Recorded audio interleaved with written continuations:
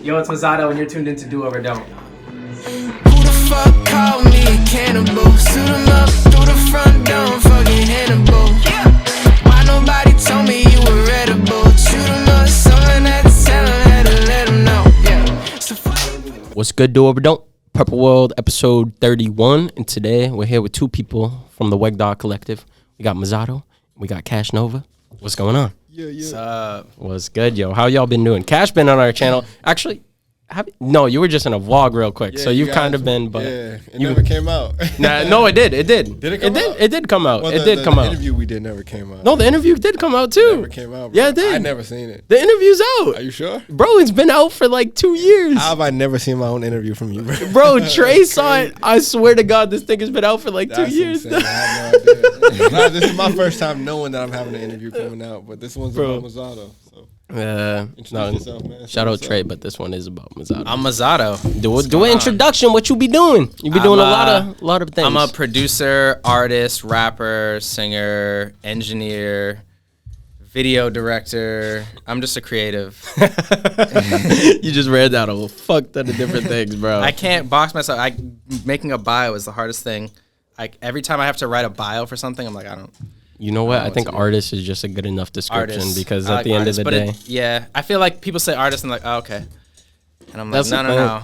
you don't gotta I kind of hate the over labeling of stuff. Like, cause over-labeling. even me, like I do mad shit and I'm just like, oh, business or whatever. Cause when you say mad things, sometimes it sounds like not like you're bluffing about it, but say you It like sounds the like you're people. just If trying I to go to gas someone's yourself thing, up. yeah. If I go Yeah. to someone's bio and I see like this, that, I'm like, oh.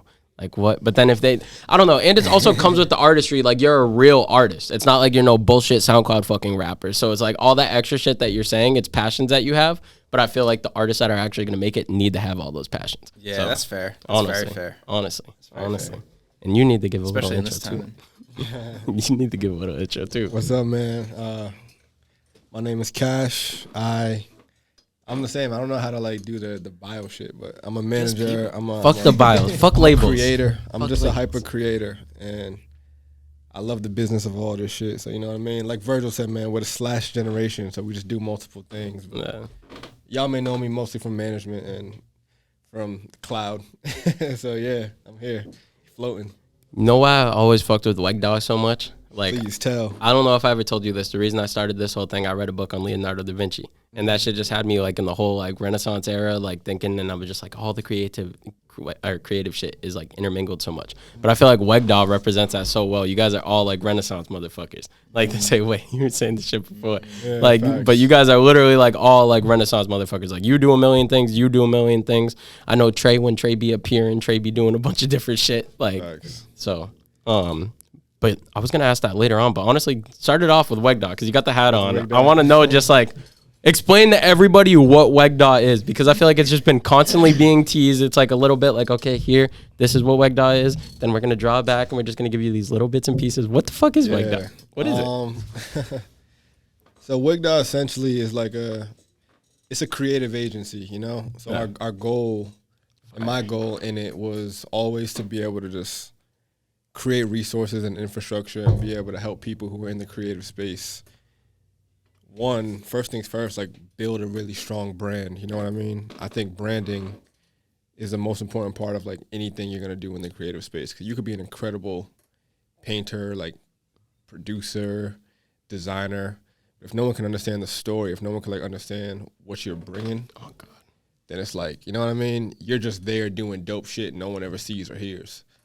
So Wegdaw's goal is to be able to provide the resources and the tools to take someone's talent and turn it into something that is their career and their income, and then they scale that in whatever direction they want to go, whether it's like brand partnerships, record deals, collaborations, like whatever you're trying to do in that space, or completely be independent and just figure out how to do hard number sales, how to do just like the real monetary side of the business while you're still able to have like creative freedom. Nah. That's essentially what Wegdaw's goal is, you know? Bro, I could tell because I know you. So I like kind of knew the direction it was going in, but just hearing you say it, it's dope. Yeah, for sure. I appreciate that. It man. definitely is dope. We're going to get a lot more in the marketing on the later half of this interview. Even though you want Mozado to get the spotlight. the artist in the chair. Man just dropped the EP, Just a Memory. Yeah, so that's actually, here's a crazy misconception because a lot of people think that's an EP, and it technically is, but it was really just a roundup of the singles I've been dropping before the album comes out. Okay. So the next drop will be the full-length album, and this was, it's interesting because I started dropping singles back in 2012, or 2020, excuse me. 2020? And I thought you started dropping 2012 would be crazy. 2018. I started dropping 2018. I started dropping for this project in 2020. Okay. What happened was I put out a song, and I really liked the sound, and I really liked the direction. And you mentioned earlier, you were like, this sounds nothing like your old work. Change. And basically what happened was I was experimenting with different things. I put something out, I really liked it, and I was like, I think I should build upon this. That song was Don't Miss You. And so I was like, let me build a whole sound and hone myself around this. So I did that over COVID, over the pandemic and all that shit and built it out. And now we're putting it out. So yeah, I continue to drop singles, and then this is a roundup of those singles. How would you describe that new sound? Because I was saying to him, and I wrote it in the questions, it's like almost pop punkish, but it's not even pop punkish. Bro, like it's just different. I hate describing my sound. I hate describing my sound. I hate it because look. I don't want to be one of those artists that's just like I make this and only this, or even just like I don't even like that because it's just like a lot of people make sounds in a certain genre to sell. Yeah. I make music that I like for you, for me, and for anyone who wants to enjoy it. Like, it's not a matter of just like, let me just try to like fit into this thing because it's hot right now, or fit into this thing because it's gonna sell, or fit into this thing because it'll make me stand out, or this or that. I'm just like, I make this. So putting it into genre is tough. If you had to put it into a genre, it is. It's like pop, punk, hip hop. I don't even know how to. And like grunge, maybe. It's like, but it, such you know, blend. it's just. You know, it's its own thing. It's its own thing. It's such a blend, bro. Because when I was listening to your old shit, I was like, this is like kind of like R&B type shit. Some R&B vibes in there. Like your old shit was just completely different. And then now, I was saying the pop pump, like that was the first thing that I jumped to. Mm-hmm. You just listed all the different genres. It's like a blend of just mad different shit. It's just mad unique. Yeah. Like mad unique. Yeah, I just make music. If I'm making, because I'm a producer and I usually make the beats first. If I'm making something, if I'm making a beat and I'm like wanting to add this element, I'm not like, oh, this doesn't fit in this genre, so I'm not going to add it. I'm just like, well, if it vibes, I'm going to add it. Yeah. And then it just ends up being whatever. So you produce all your own beats for the most part? On this album and in the past, yeah. I'm happy to collaborate, whatever, but like, yeah, usually I produce my own shit. How crucial do you think it is? Because you're the everything man, bro. And you know how to engineer, produce, and you can make the actual music. Like, that's a fucking superpower. That's Kanye ability, bro. How's that feel? Kanye's a big influence on that. You should give yourself a fucking pat on the back for even being able to do that in the first place. Because a lot of people won't even put in the effort to learn one of the other things. Never mind, you were even talking about doing the camera shit. Like, how good do you think it has been being able to literally do everything yourself? Man, it's been really... All right, so it's been really cool in some ways because I get to see my vision like grow and I get to like make it from the ground up how I want it to be. Yeah. But on the other hand, it also takes a long time because it's stressful. It's not like I can like, it's not like I'm an artist and I can just be like, oh, let me buy this beat, rap over it real quick. Or some artists don't even write their own shit. So some artists will be like, buy this beat, take this rap that someone else did, just rap over it real quick and then send it out to an engineer and the song's done. I got to make the beat from start to finish. I got to mix the beat enough so that I can get inspired enough to rap on it. I got to write to it, then record on it, rap on it, or whatever, sing on it. And then I need to mix it more, and then I need to master it, and then, you know, the whole marketing thing happens. Yeah. But it's so just stressful. like, it's not stressful. It's just, it can be slower. Time consuming. Yeah.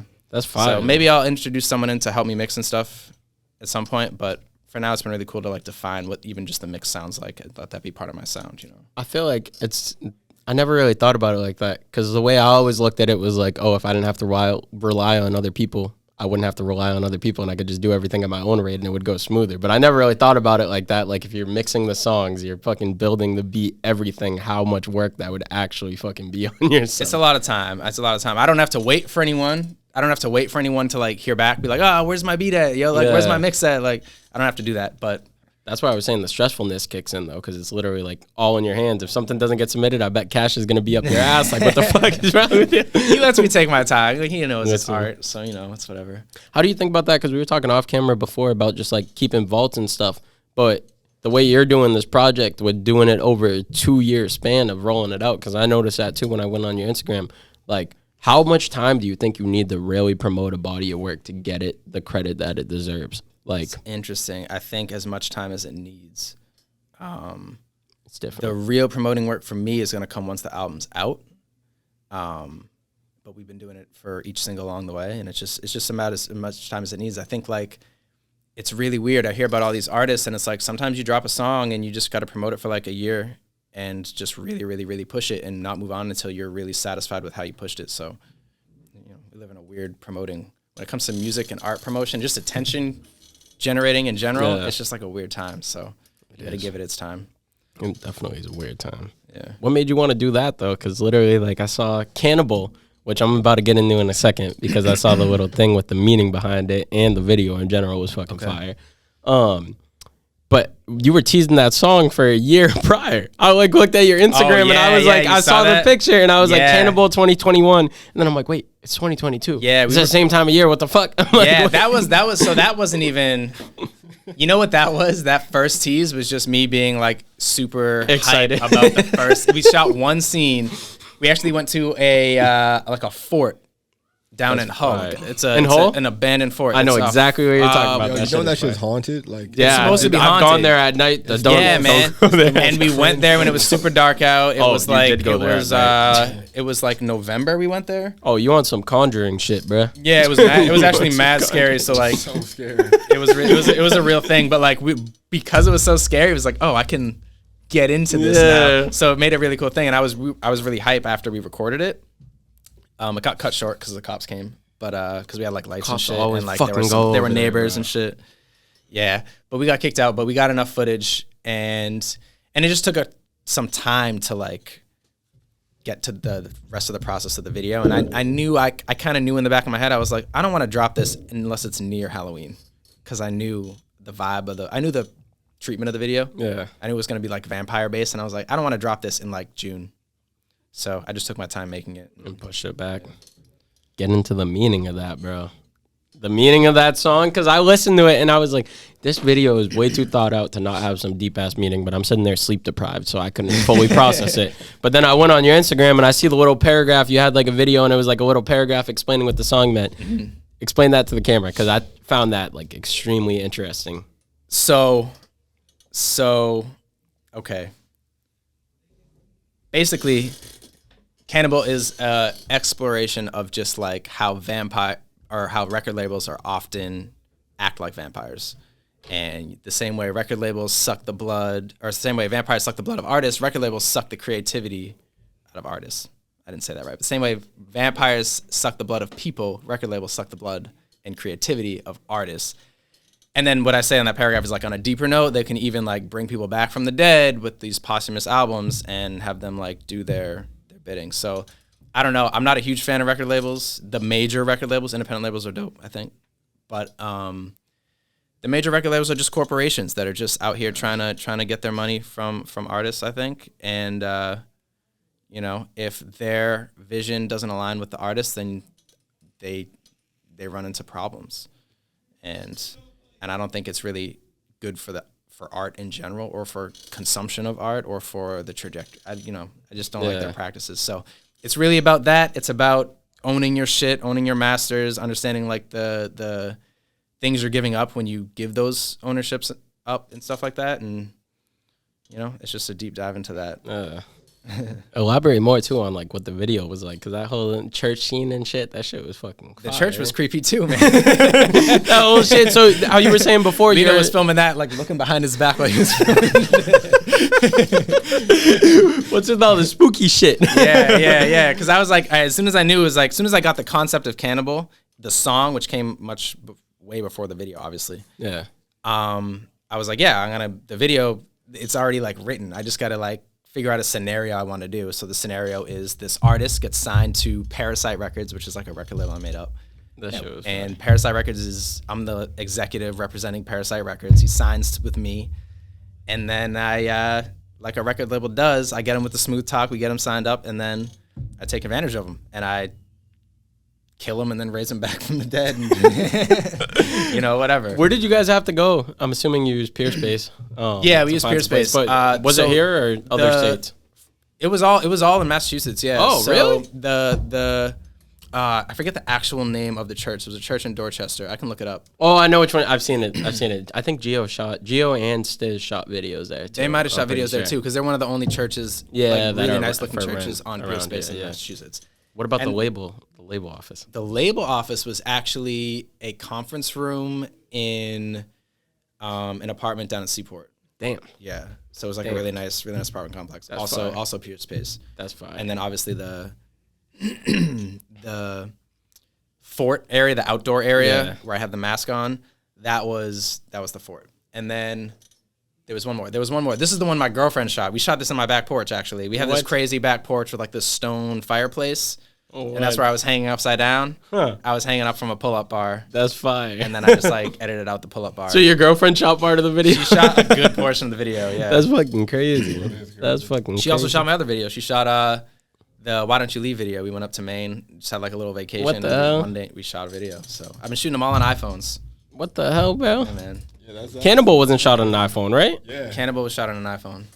Yeah, a few different iPhones. We've been shooting all of Zado's videos on his iPhone. I've been annoying and I Hold on. I haven't edited like actual pictures and videos into a podcast in over a year and a half because it's too much work, but I'm going to put the video up above us so you guys could have the what the fuck factor that I have right now.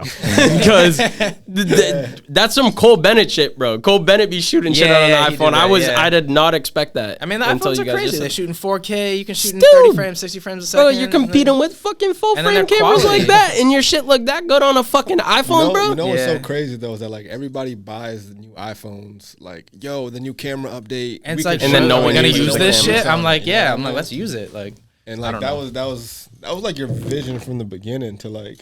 You know what it was is that videographers. I love them, man. I have a lot of great videographer friends. They are so expensive, bro. I will also get into something, bro. And no disrespect to you, Ryan, because you're not like this, bro. Videographers. First of all, it is expensive, so it's better to get into it yourself. But I respect paying them because a lot of the times if I spend like $1,000 on the video, it's worth the work. Mm-hmm. But videographers are the most fucking difficult people in the fucking world to work with for some reason. That is how, like, what I have noticed. So, all right. So I'll even go with that. I don't know if I haven't had any issues with difficulties working with videographers. They've all been great, the ones that I work with. It's the relying on other people thing. But you know what it was? Another big driving factor for me doing this was like, I didn't know a lot of the video language. I was like, I was trying to shoot with videographers who were amazing at what they do, but I didn't know how to speak their language enough to try to get my vision out towards them. I also didn't know what was and wasn't possible in like the video world. So like, I was like, let me do some shit myself so I actually understand what I'm talking about, and then when I do go to move over to videographers, because eventually I will, when I can afford it. You know, I'll know what I'm talking about and I can get a better product. Because I was feeling like I was shooting with videographers and it wasn't really the story and the energy and the stuff wasn't connecting. Not because of them, really because I couldn't explain it to them. You know what I mean? Did you ever write treatments up? Before? Oh, yeah. We write treatments up, but it's just, you know, at the end of the day, it's they have their own style. Yeah. I have what I have in my head, and it's just like, do the two mesh well, and am I conveying it enough? And so, you know. Bro, that just goes back to like you having that fucking superpower, being able to do everything yourself. I admire that shit, anyone bro. Can do anything. I really think, everybody could, bro. I really think, yeah. Trying to get fucking artists to realize that shit on this fucking podcast all the time. Like, bro, why the fuck are you paying $100 an hour for fucking studio time when you could learn how to engineer yourself in your fucking bedroom and make songs every fucking second of the day? You hear me singing on the album, right? Yeah, and it sounds fine, right? It sounds good as fuck. It sounds good as fuck. Thank you. But here's the thing: is like, bro, when I started singing, I started singing, like sang my first fucking note outside of like band class when I was, or like music class when I was in like high school. I started singing in 2017 and was like not good at all. Like I was really bad and I just worked at it. And I think that, you know, I wasn't trying to sound like anyone in particular. So I was able to, I understood that. Like if I was trying to sound like certain people, I would never be good. But I think you can. I think people underestimate themselves. I think you can do like a lot of shit That if you you think you can. that you never realized you could do if you just give yourself the time to learn it and like respect it enough to like put the time in. You know. So Since you talked about that right there, like that's how you got into music, is just listening or singing outside of chorus class and shit like that? no, I was in band. Oh. So I mean, really, like my parents are just like, my dad is very musical. Neither my parents play instruments or do anything in music, but they have great taste in music. Yeah. My mom's into a lot of rock, like Aerosmith's her favorite band. She's like 70s, grew up like all that. And then my dad is all into like funk and jazz and all just like black music in general, but also like some white music too. But like he's just has this like wide palette of taste, and he was always playing music growing up. And then I got into band in like 4th grade. And I played saxophone all the way through college. So what are some big musical influences? Because you're saying all those different genres, I can see why you have this sound now. One of my homies on Twitter just did a thing, and I replied to them with my favorite albums of all, my most influential albums of all time. So Cash, you're gonna have to answer this question right after him too, because you haven't been talking for a while. So I want to get. I'm curious about what your answer is too.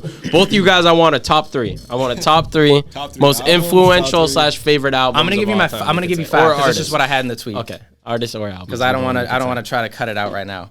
But all right, so I said Exodus by Bob Marley and the Wailers is up there. One or 3. I don't know, 1 or 2 or 3. Channel Orange by Frank Ocean is up there. The Payback by James Brown is up there. Axis Bold as Love by Jimi Hendrix is up there. And Man on the Moon by Kid Cudi is up there. Bro got a clusterfuck of different shit. That explains the sound. And that's not even jazz. Like there was like a whole period in high school from freshman really to junior year where like really all I listened to was jazz. And a little bit of old school hip hop, but like that was my old school hip hop phase, was like fading out, and I was like into jazz because I was in the jazz band and everything, and our band was very competitive and like nationally competitive. So we like went to New York and shit. That's fucking crazy. Yeah, but like so I was listening to like John Coltrane, Miles Davis, Hank Mobley, like all these crazy Charles Mingus, all these like all the greats of jazz, and I think that is probably the most influential like musically. Because those guys are just all geniuses. Like to play jazz, you just have to be on a different level. You ever listen to blues at all? Blues? Yeah, like blues type of shit. Yeah. I know it's like pretty intermingled. No, because the cat's out the bag. You know Teddy Pendergrass? Yeah. That's my grandpa. What? No, I let the cat out the bag last podcast. Yo, so I that's just brought it up right now. Nobody knows it. Whoa. I literally last podcast, I just finally said it on a podcast, but nobody knows that shit. That's crazy. Yo, the music industry is small, man. That's what they say. They keep saying that to me. I didn't know. It wasn't like biological grandpa. My grandma got married to him when I was younger, so I spent time with him up until he died. Okay. Like for like a 5-6 year span, I would go to his house all the time and like chill with him and his kids and shit. Like, that's gotta be an influential. Bro, fucking, I have all his plaques. That shit is influential. That's crazy. That shit's influential as fuck, bro. That shit is influential as fuck. That's so cool. It is. It's definitely dope, bro. I want to interview you on that right now. Nah, I gotta get into that. Whenever I do my no jumper interview, I'm gonna get into all that shit. Yeah, for sure. I got the right platform. Or after camera too, because this is about you. I'll tell you some story. I got some crazy ass stories with that shit. Bill Cosby buying me Shirley Temples when I was like 6 years old. Yo, what the fuck? No, I know it was sketch. Bro. It was sketch after I found that shit out. No, literally right after I found that out, my dad was like, "Yo," he's like, "I think I know why you were so weird, bro. Bill Cosby bought you the Shirley Temple when you were like 6 That's not even funny though. No, it isn't funny. No disrespect to funny, anybody. but it's not funny. Yeah, no. What Mozado said. No disrespect to anybody. That's crazy. But back to what I was saying though, all the different influences you just said, bro. Because how I was saying earlier, your sound is like a clusterfuck of different genres that I can't even fucking pinpoint what the fuck it is. Yeah. But you saying all your different influences, it literally is just a clusterfuck of that. Yeah, like literally. It's fucking dope. I don't like picking a genre, as you know. Make your own genre. It's like, bro, it's like all the greats when they were doing stuff, they weren't like when they were making their music, they weren't like, I'm gonna be this genre. They were like, I'm gonna make my music, and then the genre usually came after a lot of the greats. Like, so who knows, bro? You about to make a new genre? Because I told you that shit remind me of pop punk, but that shit completely different than pop punk. Yeah. It's like, I don't know, and it had that old school touch to it too the whole time. I love when people have old school, and you could just tell they pay homage to the roots of just where music started, and I could tell that throughout the project. I heard the project early. And that shit is fucking fire. That's why I'm so enthusiastic about this fucking interview. Thank you, bro. Thank you. But before I forget, you still got to answer. Top three to make it easier. This shit too. Top 3. I'm curious. Yeah, you know, man, I listen to so much music that like it's hard to have like top 3s. But when you were like you're gonna ask me, I thought of what albums I'm like very influenced by right now, and I found 2. I came up with 2. 2. And I think one is like an easy one, which is My Beautiful Dark Twisted. Just because like whenever I'm in work mode, bro, like I put Runaway on for like, and like I loop it for like an hour and a half straight, bro. Like I sit there and I'm just like counting the like dun dun dun dun dun dun for the 16, and I'm My Beautiful Dark Twisted Fantasy is the best album of all time. Yeah, bro, that's one of the most incredible. And after that, I would say Because of the Internet was like a very, very, very. I know that's not it. Yeah, That's so funny because Because of the internet. Why am I drawing a blank right now? It's Donald Childish. Gambino. Oh, But like because of the internet. Because was that the one with Because- what was the song that he Because of had? something. The song, the like Black Lives Matter song that he did. You know what I'm talking about? Was that the one with This that Is one? America? On No, That that wasn't- came out yeah. after. Yeah. Okay. So Because of the Internet had like. It didn't have It's when he Campfire. did like the. No, it was one after that. Oh, It was- okay. it's the He one did that the whole had- experience. Blue cover. behind It's it, a blue cover, and he was like a character, like navy blue. I think I know which one. It's just his Like- face. I think I know which it's just one. his face. Oh no, so it's the close up of his face. He I know looks which mad one young. you're talking about. Yeah. I know which one you're talking about. You guys watch yeah. Atlanta? Yeah. Yeah. I didn't. Yeah. I haven't seen the I newest need to season. watch it. I gotta need to catch up. watch it. I've been just busy. It's I need to fire. watch it. Shout out to Powerline and Goofy, but it's those 2 albums inspire me a lot, especially right now, just because they both created like a world around their work. You know what I mean? Yeah.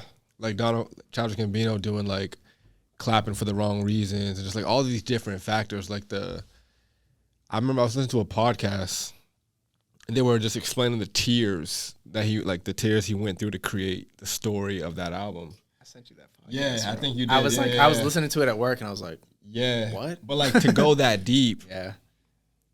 it's crazy to me. And then like obviously My Beautiful Dark, like everybody going to Hawaii, like how Nicki got into the picture, like every song having like 4 people, you know what I mean?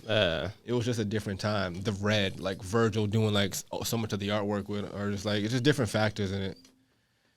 Yeah, those are my 2 like most inspiring albums, you know. How you just mentioned like them making their own worlds throughout it. That's like my most respect. That's why I fucking hate singles. Not hate singles, but I love just full blown. That's why I'm so hyped That's too why that I you're did doing a that's full another reason I project. did an album. Bro. Yo, if I look at all my favorite artists, even current day favorite artists, I'm like, this shit's based off albums. Projects, yeah. Whole projects. That's what the whole art's worlds, about. Yeah. Because singles is just like, it's literally like a Here's a tease. song. It's Yeah. a tease. It's literally like, okay, I'm just giving you this like tiny little piece. It's like 3 minutes of work. It's Exactly. Great, It's literally like 3 minutes. But if you go drop an hour long it's just a song. full length project, bro, and then you got videos with it, you got My the thing's not pictures, an hour everything. long. It's Oh like, no, it's like and 20, almost 30 minutes. still though, but you got a good amount of songs on there. Like I'm just using an hour as an example. Yeah, But eventually I want to do something like that, but But- that's when I'm gonna bring in the mixers. 'Cause that should take a while. So crazy ass shit, bro. But are you guys trying to go that route where you create your own little world for each project you do? 100%. That's where like fire. the mask came from, fire. and just the whole concept that I'm trying to like build with this album. Yeah, so it's gonna continue building out.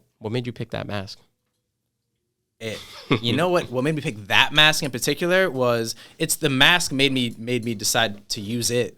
I wasn't like, let me find a costume. I was like, this mask is so cool that when I came across it, I was like, it felt like a mix between like comic book, anime, like That's fire.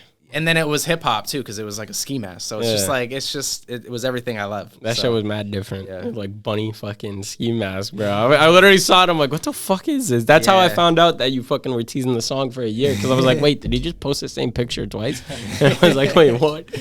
But that shit is fire. That shit's fire. How'd you come into the equation though? Like, when did you guys meet? And when did he start becoming your manager? Like, take me through that timeline real I can quick. explain You wanna that. tell that story? Yeah, so It's a long. It's like, it's not even that long. I can sum it up. I had just moved home from college. I went to college in Pittsburgh, and I just moved home from college and decided to start up Mozado, which was a side project for just producing.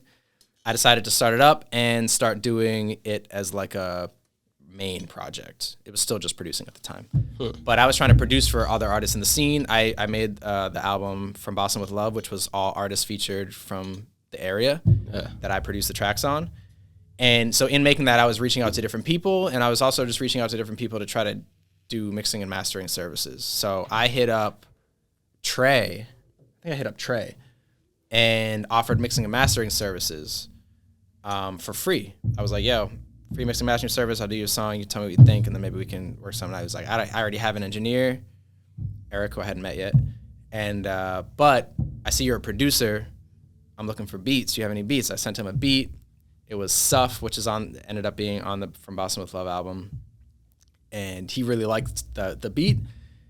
And he was like, yo, come over. Let's like cook up to this. I literally went over this man's house. Like, Not knowing him at all. Was in his house, in his basement. He has a little setup in his basement. And we like made stuff in like 2 hours, like the whole song. And then he was like, yeah, Cash is my manager, introduced me to Cash. We all became friends. We're obviously in the same scene. We saw each other a lot, and then eventually Cash asked me to manage if I had a manager, if I wanted a manager, and I said no. And I said, I don't want a manager. and then we continued being friends for like another year. And then finally I was like, all right, I like what you guys are doing. You guys are like putting a lot of shit together, doing a lot of your shit. All the shit was dope. I would love to be a part of it. And we had grown closer over that year too. Yeah. So, it just kind of happened naturally. So you saying that, because this is a common component through all the interviews I do. How important do you think it is just building genuine relationships? Because every single relationship that lasts and actually blossoms into something, I feel like it was there for mad long before, and it was just not an instantaneous thing like, oh, I'm going to manage you. It was like we were chilling every fucking day, and then it just happened type shit. I think it's a product of social media. Like the gimmicky It's a product of capitalism, but it's a product of like social media in particular, where like people only hit people up to try to get something. And no one ever like tries to connect and like build out and get just like get to know you. Yeah. Like, oh, I vibe with this person. Let me get to know them instead of asking them for something, kind of thing. So yeah, I think building relationships is like the bedrock of any kind of success. That's fine. That is like, bro, I feel like if there wasn't relationships, we wouldn't have any like pure art. Honestly, yeah, man. I think I agree. I think, what do you make songs about if you didn't go through that heartbreak and you didn't have that relationship? What are you making a heartbreak song? There's no heartbreak songs now. Oh God, dog. What are your guys' thoughts just on the industry all around? We'll get into that because I've been asking people that on the podcast. Just my thoughts on that whole music industry? We're just talking. No, I'm talking about the bullshit. Like all the bullshit you're talking about. Like people just hitting each other up just for some shit and not genuine. That's just part of the game. You know what I think is it's because artists can't. This could get deep. This will segue well into the NFT shit. It's like. I think that whole toxic side of the industry is a product of artists not being able to live off their art. Like, in order to live off your streams, forget shows, whatever. In order to live off your streams, you have to have like millions of streams a month. Oh God. Like to live off it for like a year. Oh God. You can't just have like a 1 million play song. That's a couple $1,000s. That's gonna last you. People get it twisted, bro. People have this social media shit just fucking with their head, thinking everybo's up because they got a million. Yeah. So, but to my point, that's the fault of how the whole system works. So because no artists, no musicians or artists can do it like on themselves and be self-sufficient, everyone's just killing each other to try to make it. So, it's just a matter of like, if artists had some sort of I don't want to say safety net, but if it was easier to live off your art, I think you would see a lot more genuine connections and better music and just more success. How you said that would lead into the NFT.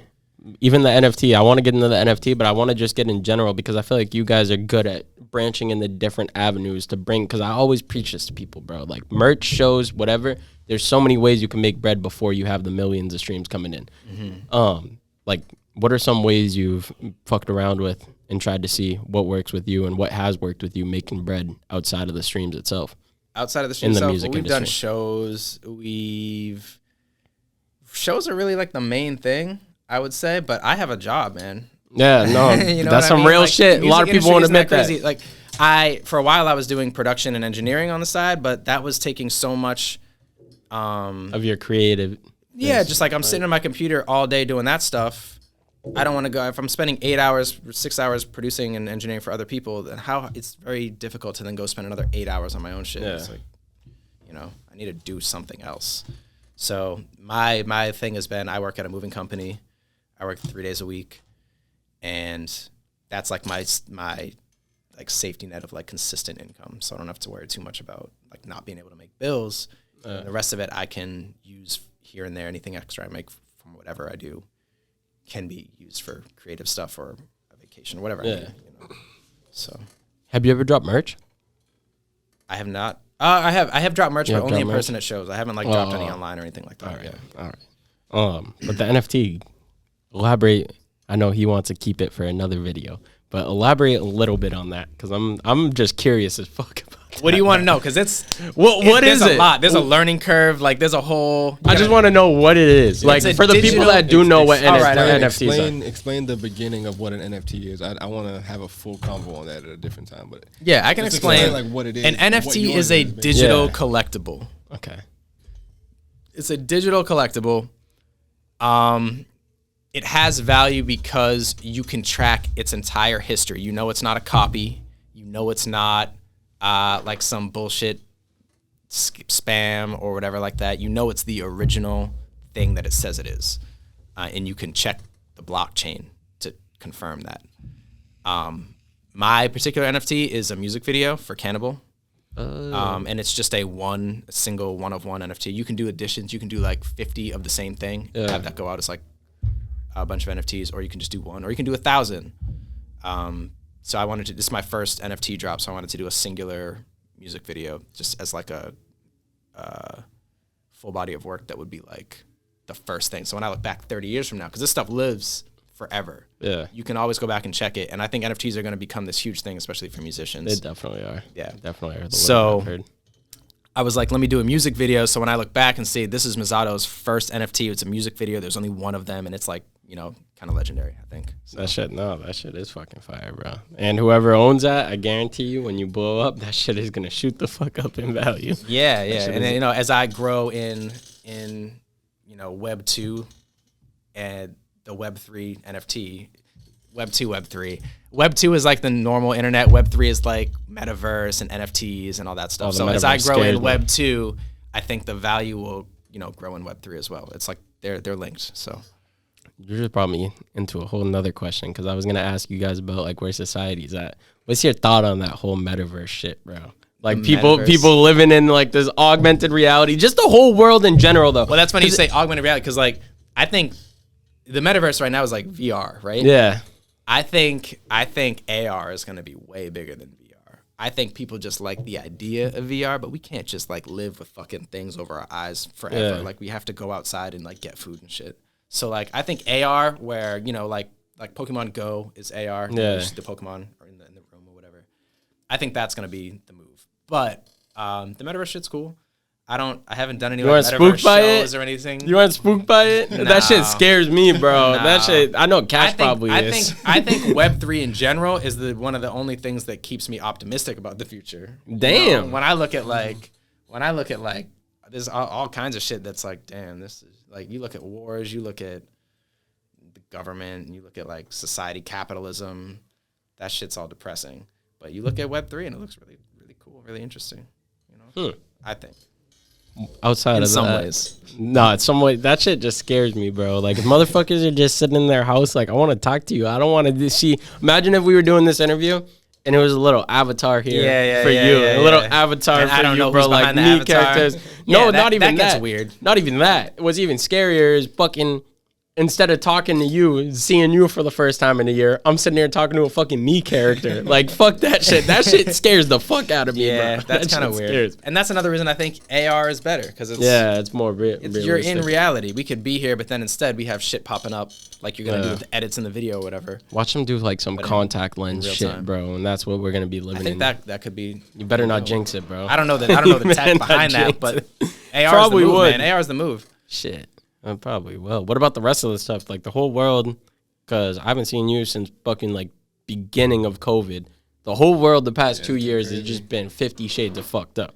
It's just been a wild ride, man. How the fuck did you guys get through all the trials and tribulations a lot of people were faced with over these past 2 years? And are there any things that happened in the world that you want to like talk about in particular? I don't know if either you want to. I don't even like. That's a big question. I know that could get real deep, but we don't have to talk too much about that if you guys want to. Ask it one more time for me. Like just everything that's gone on in the world the past 2 years, there's been so much fuck shit. Like literally everyone's been dealing with bad shit just because the whole world's been fucking bad. And obviously we're starting to get better, but how'd you guys get through that? And also if there's any things like big world events that have happened, because there's been so many in the past 2 years that you guys would want to speak on that had like a dramatic impact on your life. Yeah, I think the bar. So for starters, I think like over these last 2 years, I've really been able to like connect with more people that are like in my seat on other planes, you know what I mean? Like other managers, other like designers, other just people. Because like we're not all moving so fast. Like for a while we was just all still. So it was like, oh cool, this person like we could like sit here and talk, like really talk now, you know what I mean? Yeah. So I think for me, I got to build more like relationships virtually. Like shout out to MetaVerse. You know what I mean? But I think outside of that, it really showed me like the importance of like your own individual inner peace and like your own mental health and just like putting what you need first as opposed to like it made me reshift what legacy means to me. You know what I mean? Yeah. Because I'm no longer looking as like, yo, my legacy is like how much I've made or like this or that. Because like your money is in abundance. Like we can get that shit. You know what I mean? Like success is all like based on your perception of a situation. But I look at it now as like, yo, how much am I seeing like my mom, like one of my little cousins like feel when I come around? You know what I mean? And like that's kind of been a lot more of the shift for me over the last 2 years. And like the work is the work. Like I love the work. I'm like hungry. Like it's like when it's go time, it's go time. But it's like when it's not go time, I want to be able to shut that go time off. Yeah. You feel me? So Get some chill time. that's been a big, you know what I mean? Like be able to like have a have a life. They literally, bro, that's You feel a me, thing. 90% of people forget about like reaching out to any creative. Motherfuckers are human, bro. Like the same way you got a family, I got a family. Just because you text one of us doesn't mean we got to get back to you the same day. We got a million other texts we got to look through. He got songs to submit. You got fucking artists to check in on and see what the fuck they're doing. Like, bro, people are human at the end of the day. Like, it's not like 24/7. You could be the hardest worker in the world. You still got to have time for yourself and your fucking family and just basic life shit, human shit. Yeah, but before, I feel like before COVID, we stopped being human. That was Everyone did, bro, because it was like normal. And then it was like, yo. Was like, you know, bro, I flew so much. There was a point where I was traveling from West Coast to East Coast like every other week, bro. You know what I mean? That's crazy. And it's like, I would travel from west to east every other week, still miss birthdays, still miss Christmas, like still miss like family going through, you know what I mean? Yeah. Like miss like very important shit. So yeah, man, being able to like realize that the entire world stopped. And like there was nothing to miss. nothing more important than like be in your fucking house. Like that's like this is important. Stay the fuck home. You know what I mean? Yeah. Nothing's going on. No one's partying. IG is dead. Everybody's home watching Tiger King. Like, niggas, stay home. You feel me, bro? And, like, that made me reset. Like, okay, I could, like, be still and look around and be like, everyone's still. Nothing's happening. Like, this feels good. I'm going to stick in this space. You know what I mean? Yeah. If that answers your question. That's kind of how, like, these last 2 years have felt for me. Just like I'm sure a lot of other people feel that way, bro. The reset is big, man. Literally. Yeah. I feel like for me, it was like during 2020, like when it first started happening and there was like the Black Lives Matter protests and that whole thing was getting really intense and really heated, and we're like, we about to have like a race war? Like, what is going on? Literally. So like it felt like. I thought a fucking civil war was gonna happen. Yeah, and I Like, think a lot of people did, and like no one really wanted to come out and say it except for the white supremacists, and They're like, bring it on. yeah, and I think, and you know, for a minute it seemed like there were like a ton of them. It seemed like there were way more than there are.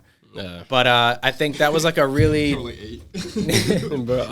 even in Boston they're like 10, but they go out on the fucking bridge all the time and they put their little signs up. It's like, dude, there's like 10 of you, chill. But no, I think it was an interesting. It was like for me, super. I didn't realize it, but like I got into this. I really was discovering that I'm an introvert, and like how comfortable I am at home, and how comfortable I am like not talking to people, and then that led to me to be like a little depressed because I was like not talking to people for so long, and then like when 2021 when things started opening back up, I was like it's harder to talk to people and it's harder to like be out and stuff, and then I had to like come to grips with that and like force myself to go out, and then it started feeling a lot better.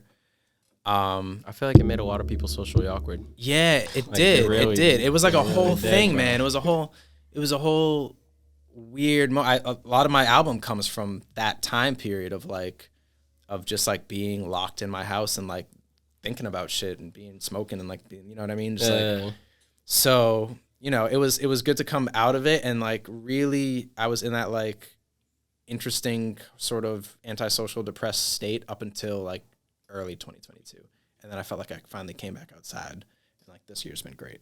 Do you feel like though the pandemic and everything that happened, like both of you guys, do you feel like even though it taught you all of that shit, it made you guys just get in your Duffy and fucking get working at the same time? Because I feel like COVID and everything like really just either made or break people. Like you either came out, you took lessons from it, and you thrived afterwards. I think it made and I think broke it broke you. people. It broke and a then lot of made people them. before and then made them. Yeah, but like for me, I don't think I would have locked in on a whole sound like that. if you didn't, Because like I have the said, time I to- dropped in 2020, Yeah.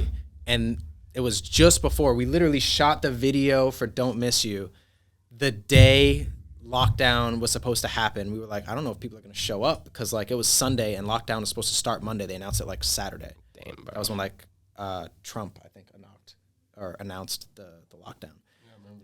And yeah, so we had the video like Sunday. People still showed up, thank God. But like, you know, I was just like, that happened, and then I had all this time, and I was like, let me see what I can do with this, and I just was able to take my time with it and go real slow and like build something that I really liked, rather than feeling rushed by like the world. Yeah. So, you know, it was like good and bad, but I think it was like a big learning, just self-learning experience for me. Yeah. You know, even though there was all kinds of shit going on in the world, There was like, mad you know, shit. very easy to get distracted. Yeah, how about for you, man? Do you feel Yeah. like it was? Did it make you or did it break you? I think at first, the first like month, it broke me. I was like one of those scared motherfuckers, bro. I thought the world was ending. I thought we were all gonna die. I was like sitting there spending every second with my family. From the virus itself. Yeah, the like virus from it was mass confusion. The first month of COVID, because literally, like the same way you were just saying that, I started up Do Over Don't like 2 weeks before COVID. So I'm sitting there, I start throwing this money in the cameras and shit. I'm like just getting my foot started with all this shit.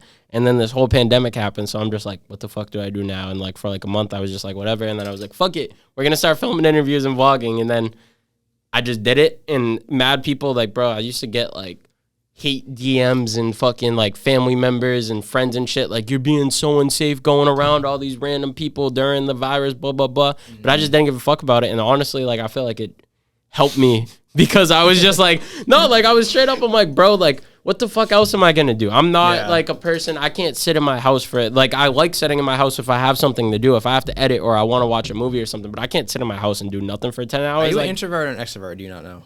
I'm an introvert. Like, during COVID, the same way, like, you said you realized that. That's why I said the socially awkward thing. I used to be talking all the time, and then after COVID, bro, I was just like, I don't want to fucking talk to anybody. Like, I want to just do what I have to do, and then I'm fucking sitting in my fucking house, or I'm just driving in my car, just Same. not talking I realized to how anybody. nice it was to not have to talk to Bro, anyone. because it's so peaceful, because it's like, you spend so much of your life. The other thing is, like, as you get older, you realize more and more how you have to focus on yourself. You don't, like, you grasp that. Even right now, none of us, like, fully grasp how important that is. But the older you get and you realize more and more and you do more shit for yourself, you realize, like, you got to have your alone time. You got to actually work on yourself. You can't just always be like, oh, like, I don't really feel like doing this, but my friend wants me to go to this bar tonight. Like, I'm going to go just because I feel bad and I want to go with him. Like, fuck that. Like, if you want to fucking sit your ass in the crib, and then you just go and you go through the motions and you have a decent time. And or you either have a decent time or you just sit there and you're like, I'm fucking miserable this whole time. This isn't something I want to fucking do. Like, literally. That's so funny, man. Even like, yesterday, like, shout out VB. Thank God I fucking went. But that's also too why I like forced myself the way you're talking about forcing yourself. Like,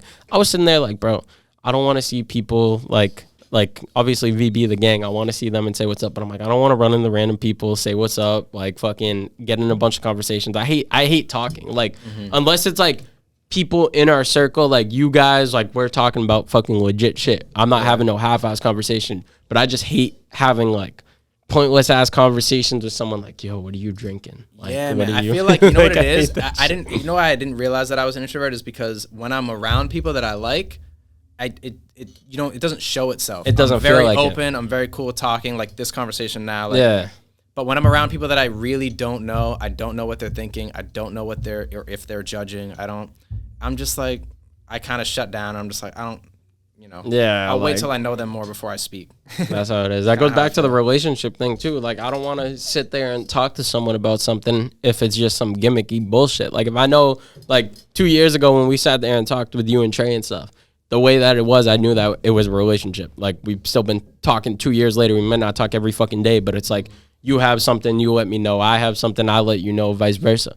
But it just goes back to the relationship thing. Like, that's what it is with me, really. I just hate all the gimmicky bullshit that comes with the industry. So it's like, I don't want to sit here and have a pointless conversation. You know how many people come up and they're like, yo, bro, I'm the next up. I got this. I got, like, all this shit coming. And then I go and they got fucking 100 followers on Instagram, but not a single fucking song out. And I'm like, bro, like, I just hear so much random ass bullshit and people just putting bullshit in my ears. I'd rather see it and I'd rather have a relationship with somebody rather than just having pointless conversations. Not to say every conversation is pointless. So how would you then suggest, because like we're cool already, but like how would you suggest to any of like these young guys, young girls coming up to build a genuine relationship with somebody like you who runs like a company and has a platform that they could benefit from? Like, how do you do that? Respect people. Like, it's really not that hard, but respect people. Like, say you're a producer, right? And somebody wants to tap in with you as a producer. And they hit you up and they're like, yo, how much is a beat? Don't fucking be like, can I get a discount? Don't be like fucking like, oh, bro, like, I don't got the bread for it right now. Like, if you respect that person's craft, you're going to fucking pay for it. Yeah. Like, you're going to pay for it. If I hit you up for a beat or if I hit you up to throw a show and you tell me it costs $500, $1,000 to throw a show, if I'm trying to fucking build that relationship, I'm not going to knock your craft and be like, oh, whatever. If I want to buy a fucking Wegdaw hat and it's $50, I'm not going to be like, I think on a professional level, it starts by like having your shit in line so that when you go to them, literally, you understand where you stand. That's just the professional aspect of it. But like the emotional, like personal aspect of it, it's like, just be genuine. Like, if you fuck with my music, or I don't even drop music, but say I fuck with your music, I'm gonna swipe up on your story, put a fire emoji, or say I fuck with it or whatnot. Like, I'm not gonna sit there. A lot of people are scared to show love. A lot of people are scared to show support, bro. Like, people will literally fuck with what you're doing for multiple years and will never send you a message, never say anything. Or then when you see them in person, you also have the half-ass supporters that it's like, motherfuckers will be like, yeah, bro, I fuck with your shit, blah, blah, blah. And it's like, I haven't seen you like a single thing. You don't even follow my account, blah, blah, blah. And I'm like, what the fuck? But you ask for something. Yeah, but it's really just being genuine, bro. Like, don't be scared to show love. I feel like that's the biggest thing. If everyone that fucked with everybody just sent that person a DM whenever they saw something that person fucked with, so many people would have more relationships. And also all the petty bullshit, bro. Like, a lot of these young dudes got street beef or whatever the fuck, bro. Fuck that shit. It's not going to get you anywhere. Like, if you got ops or some shit and they're doing good and you're doing good, why the fuck do you think if you didn't just put that fucking beef down for 5 seconds, you guys couldn't get to a fucking bag together? But everyone is too delusional to see it. Competition, right? If there's going to be competition, it's got to be healthy. Otherwise, it's unhealthy. Literally, bro. Literally. So, like, people are just like, I feel like the thing is with people not showing the love and shit, too, a lot of people are just scared, like, this person is going to be better than me. And it's like, everyone just needs to break that mindset. But that's a music industry thing. Bro, it is. And a capitalism thing. I always say that, but like, it really it's is. a music industry thing because it needs to be there's gone. limited spots because all the money's being taken by labels and labels aren't even charging correctly, nor are marketplaces like Spotify. They're not getting enough money for their artists and paying artists enough. So artists have to be like dog eat dog out here. And they really don't. We really don't, but we've been taught to think that because of the situation. Exactly. So it's tough. But it's so a tough stupid situation. because like you guys break that norm. You got a whole fucking group of creatives. You were saying your girlfriend shot your music videos. Yeah. You guys have mad creatives around you, and it's like, bro, that's what fuels people. If you got a bunch of fucking normal ass friends, you should never be the most successful person in your group. You should always have people that are above you and you could learn from. But with the whole creative element of it, bro, like, if you have a bunch of regular friends that are just going to college, getting drunk, or they just work like a union job or something, then they're not doing anything, that's not going to further you, bro. You need other creative people around you. Like, you guys having that infrastructure. Honestly, speak on that, because I bet that has been a traumatic fucking impact in both of your guys' shit having, like, Lino. Did I say his name wrong again? You got it. I did get it. See? Shout out to you. I did get your name right. But, like, having you guys, and then even Trey, like, you have your own little group of people. Everyone does something, and everyone has their role that they play. And you guys could all teach somebody. I bet you could teach him something he had no fucking idea about. You could teach him something. Exactly. All the time. Like, man. It's a constant. You want me to speak to it first? What was the question?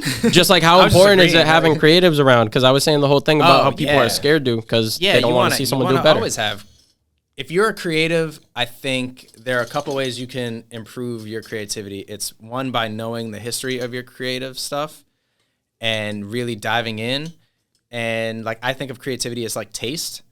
It's really just taste. It's not as much skill, especially nowadays with all the tech we have. We can make something sound skillful, but it's really about taste. Yeah. You know what I mean? Skillful doesn't necessarily mean sounding good. So like, it's about who you have in your personal circle and who you have in your like listening sphere as an artist, or like if you're a visual artist, whose art you look at. It's all about like the stuff you're taking in. So the people you have around you, if they're not creative and they don't care about art and they don't care about what you care about, They're not going to care about what you fucking care about. not only do they not care about what you care about, but you're also not getting anything coming into you that it's inspiring that can then improve your taste. So it's like you got to have people around you. You got to have people that you're not only around you, but you like follow or that you look towards for inspiration and stuff like that. It's all about like keeping that. Yeah. 100%. Is there any system that you do that's like not you following or being around creators that still allows you to then feel more? Like, what's your off? Like, you know what I mean? If that's your on, like consuming subconsciously, if that's your on for staying creative and being inspired, what's your off look like?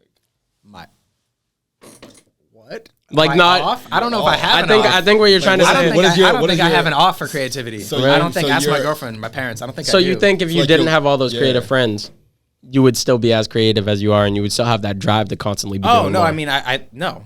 Or maybe I would, I but think in a that's what totally you were different trying to direction. say. Probably not as tasteful.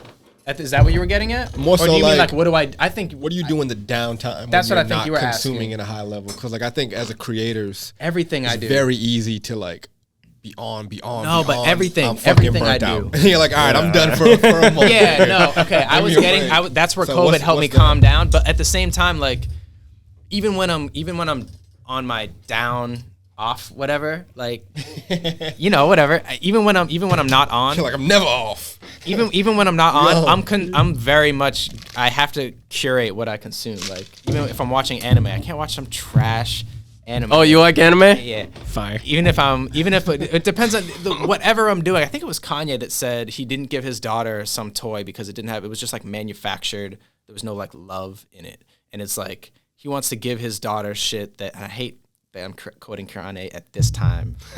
But he has a lot of great points and other things that he talks about when he's not talking anti-Semitism and All the random shit. nonsense and going through his periods of mental health issues. But like, yeah, I think having what you curate and like what you curating your space around you, the things that you consume, does it have thought and love and creativity and stuff put in it, or is it just some manufactured thing meant to sell you so you can pay your money and they're trying to take your money and give you nothing of value?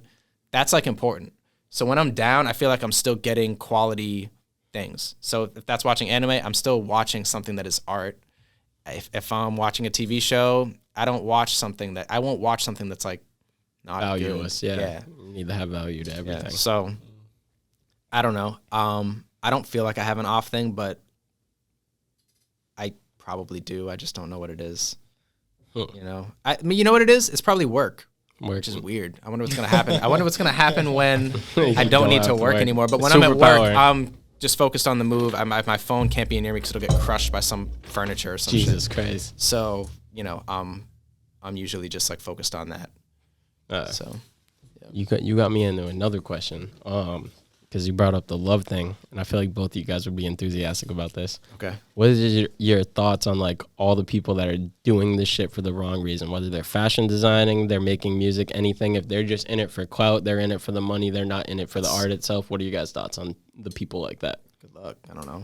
It's whatever. It doesn't really matter. Like, You know, they can do it. Maybe they'll make some success. It's just always been a thing, right? Go all the way back to fucking, I think the Renaissance. You go back before that. There's always people in it for the wrong reasons. Sometimes they're successful. Most of the time they're not, because they can't push past, like, it's not easy being an artist. If you're trying to be an artist for just the clout, it's like there are other ways to get clout that are easier. Literally. So, that's one of my pet peeves.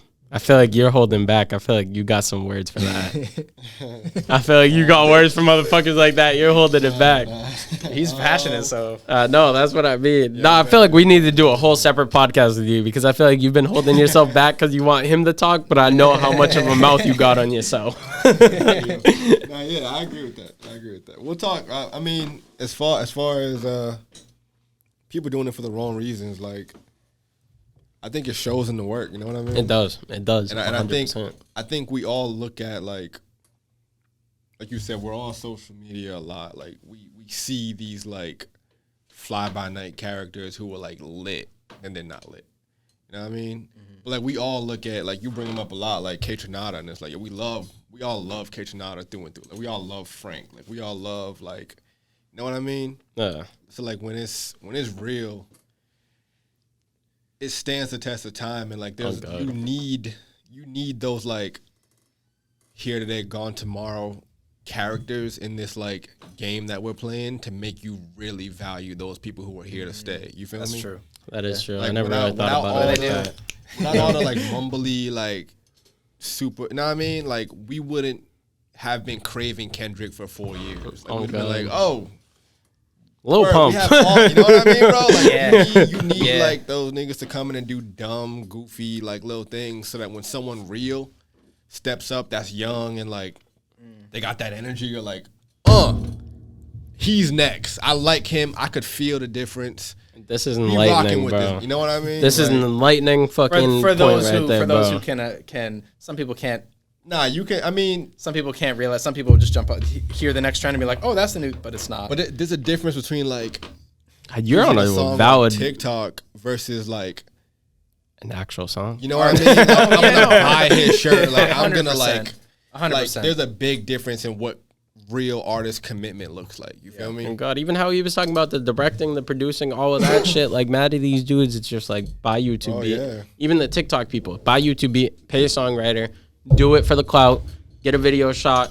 Bam. I don't give a fuck about this. I'm getting money. I'm getting fucking bitches, whatever the fuck. I don't give a fuck about any of this shit. But you know the issue, bro. Go ahead. No, I was going to say, you just like really like enlighten me with that, because that's one of my biggest pet peeves is just people doing it for the wrong reason. But I've really never thought about it like that. Like, you're right 100%, because if we did have all good artists, Kendricks and Kanye's, they wouldn't fucking stand out. It would just be like all good people. And it's not saying that like some people's art's bad. It's just like, oh no, some people's art is bad. I'll say that. Some people, bro, like the motherfuckers doing it for the wrong reason, bro. There are some motherfuckers, quite frankly, is it really even art then? Or is is it just a task?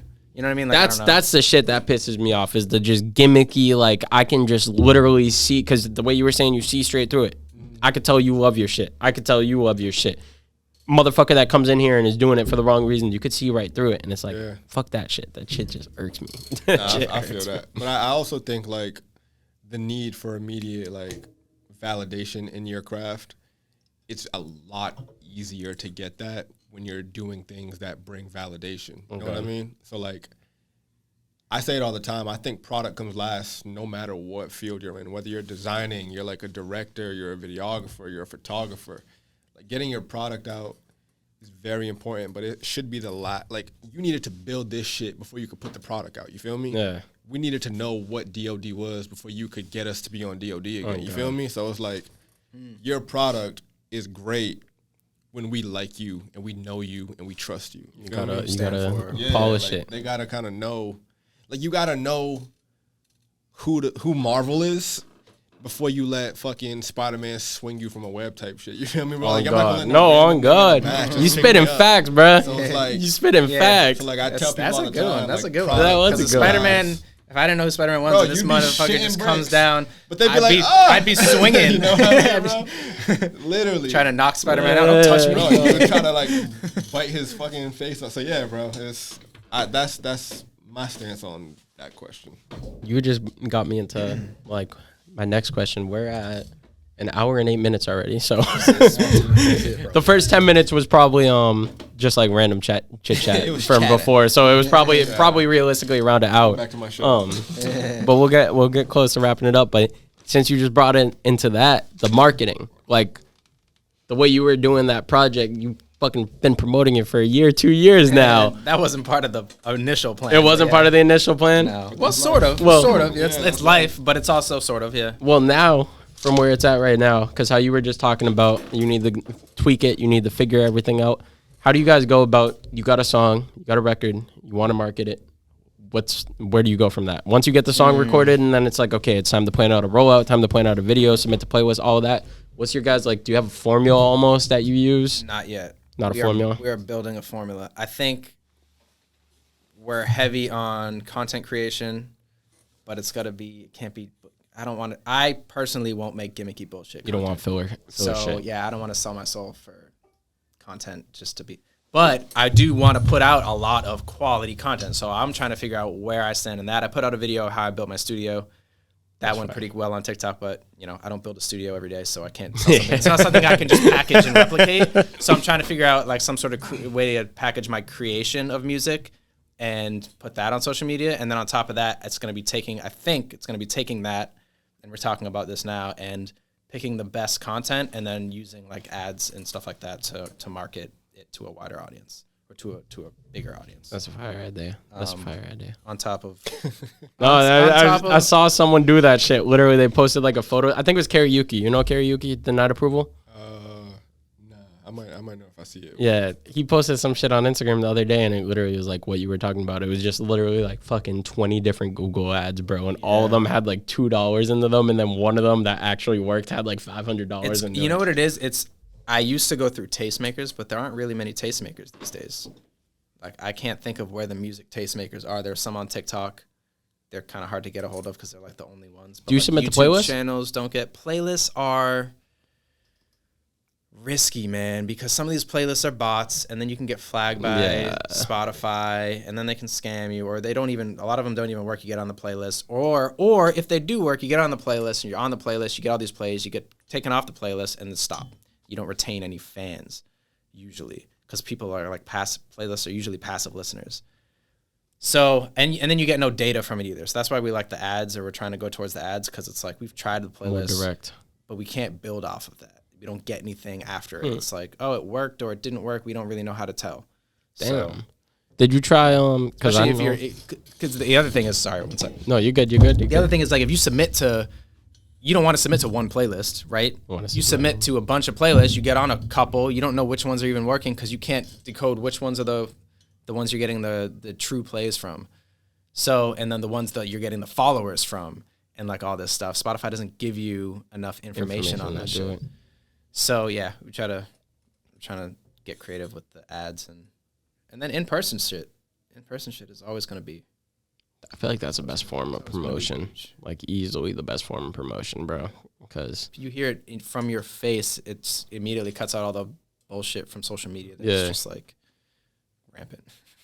How do you feel like you guys like figured out marketing though, or do you feel like obviously it's a constant figuring out thing? But do you feel like you guys have made a bunch of fuck ups to get to where you are now, where you have a solid idea of what to do? Everyone has, man. I think honestly, just like from a manager to an artist perspective, I think every manager fights with their artists constantly when it comes to marketing. Like, I've never spoke to a manager that like didn't have those like that's when the real back and forth comes in, because like when you believe in an artist, you believe that they can make the music. You know what I mean? Or like whatever the thing is that they're doing, you believe they could do it. When it comes time to get it out, that's when it's like, okay, let's find the silver lining, and like that's always The hard when like part. debate and negotiation and like the shit that's like The fighting with the artist yeah, and the you're manager like, comes man, in. like you're like, man, like where everyone's passionate, so it's like Right. oh, now we got And it's like I want to get my music heard. He wants to get my music heard. We Yeah. have differences of opinion on how to do it, when to do it, what what to we're do. doing. Yeah, so I like, think that's like it's that's I would say that's probably the most like interesting part of like management tasks when working like with artists specifically. I'd say we both probably agree with that like getting the marketing aspect of music out is probably the most like it's the most difficult right now. yeah, it's the most Everything is just put out a TikTok video and you'll go viral, and it's like nah, man, like yeah. it's All a that lot shit, harder bro. than that. I shit, hate you know? TikTok. I It's- hate TikTok. You know. And, And like, then there's even no if right, even you if know you what I mean? even if your TikToks go viral, there's no guarantee that they're gonna Turn the- into the anything. fans are Yeah. gonna go and listen to your music, you know? Bro, that's why I always say people are like, oh, I have 100,000 followers on TikTok. I'm like, okay, you got 500 Instagram followers and your music gets 100 streams a week. What the fuck does your TikTok have to do with that? I don't Yeah. give a fuck about Yeah, your TikTok. You know, and that's another thing about marketing is like which metrics matter for you. You know, like you have to decide. They don't all matter the same. So like you look at Spotify or Apple Music or TikTok or Instagram or there's all these different numbers. There's so Yeah. many fucking numbers, and it's just You like just gotta ticket keep up sales. with It's like everything. which ones matter most for you. So you got to pick there and try to build from there. But Nah. So what matters most to both of you in those metrics? With like Anything. engagement, What platform? What what form? Of, I hate to I think say it's it. a losing game. That's why I'm in the NFT space.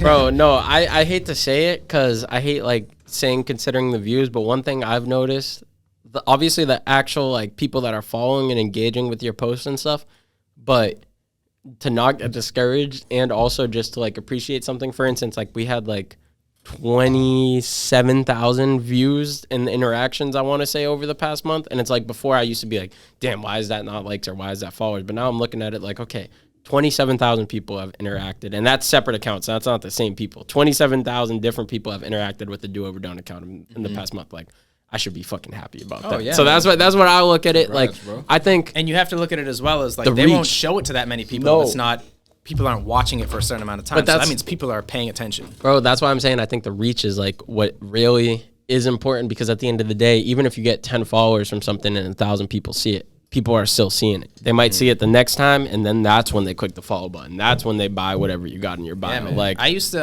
think think the- that ads were dumb because they weren't organic, and I was forcing my stuff in front of people. But it's like no. wait, one thing I want to tell you guys before I forget, so I don't forget after the Hit me. podcast. I had somebody be careful with Instagrams. I think it was somebody that I was talking to. I forget when, but they were talking about Instagram ads, and they were saying how your post will do good. And then they'll be like, oh, like we have ad credit Yeah, a or little something, blah, blah, booster- blah. Booster. So supposedly, whenever you do that, Instagram will just fuck your engagement. Yeah, After 'cause they know just you'll try, buy that, you know, you'll they buy try the to post. entice you to buy the ad, and then they won't give you good engagement until you buy an ad That's again. the whole ad. That's their whole ad scheme. The is ads they are they fucked, took bro. all of the engagement down so that it would entice people to Well, buy literally, ads. bro, Instagram literally doesn't even show you. They show, I think it's 25% of your followers, unless your post reaches a certain threshold where it starts doing good.